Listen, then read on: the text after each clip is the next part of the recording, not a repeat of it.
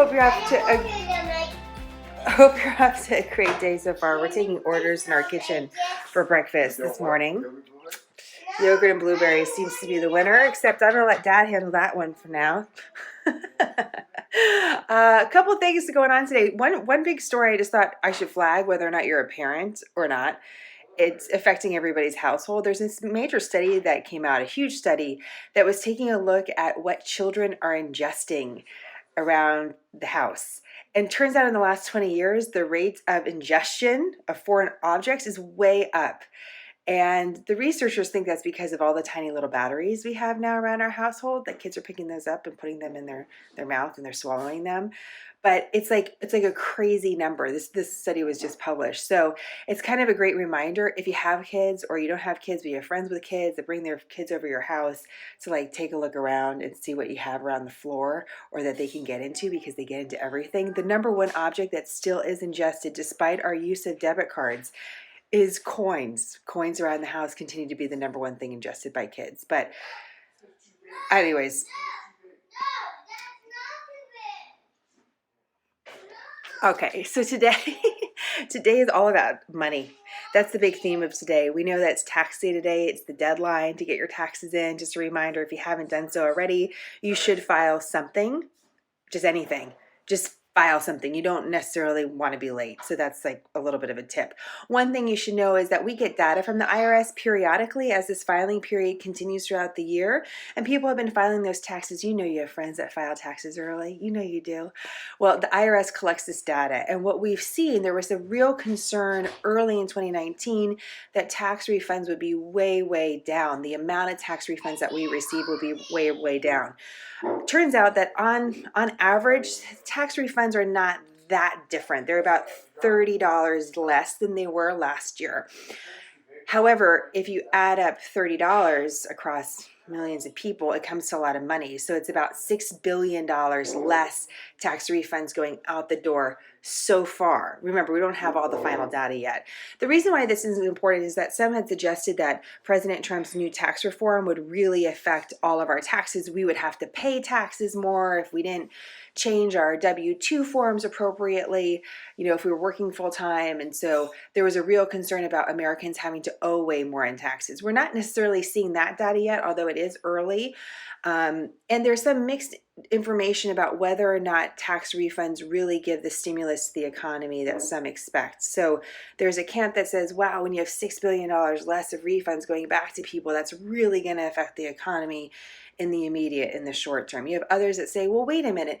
A lot of people had tax benefits throughout the year, and so the economy is benefiting from that. So they didn't get the tax refund that they necessarily wanted, but they've been benefiting in other ways, and so it's sort of a wash. Those are the two different camps, and we'll see what the economy shows us as far as the data for the second and third quarter of 2019. So that's just something you should be aware of. I'm always reminded I had a great office mate when I started at Fox Business a long time ago, Tracy Burns, who was had a great financial background, and she taught me, and I'll always remember this. She said, you really don't want to get a refund. A refund means that you paid more to the U.S. government. They held your money, and now they're giving it back to you without interest.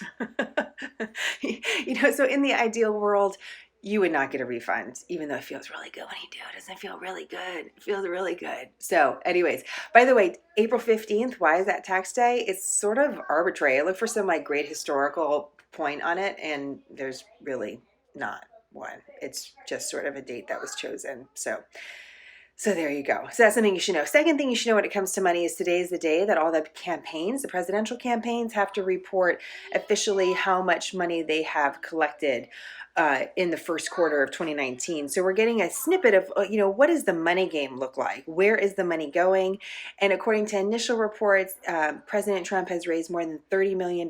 His campaign has, which would be more than the top two Democrats combined, which is Bernie Sanders and Kamala Harris. But just a word of warning, just remember there's one Republican presidential candidate and there's more than 18 Democrats. So there's more places for the money to go for Democrats right now.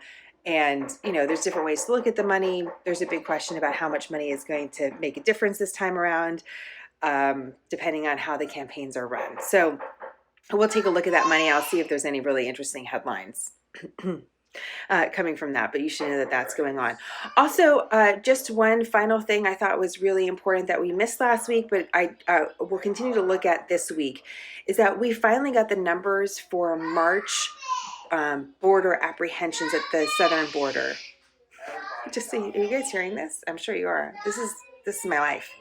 Like, this is why this is so nice that we get to talk this way, because for like 8 to 10 minutes I get to talk about the news and they just scream for a little bit. Their dad is there, so it's not like, you know, they're not supervised.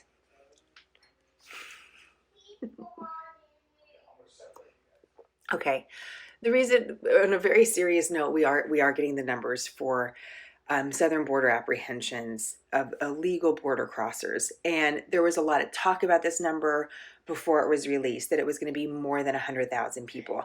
And what you should know, according to the official release from Customs and Border Protection, it's 103,000 people illegally crossed the U.S. southern border and were apprehended in March. So we're taking a closer look at that number today, and what that tells us about the trends at the southern border. Remember, a lot of those people who are crossing are not adults, but are children. And that's one of the big stories that we'll continue to watch. So that's something you should know we finally have numbers and statistics for, and something that we're going to be looking into. Okay, so I think those are the main points today. Today is the money day, tax day. You know that. You know about the campaign, finances that are going to be reported. You know to protect your home because a lot of kids are swallowing stuff.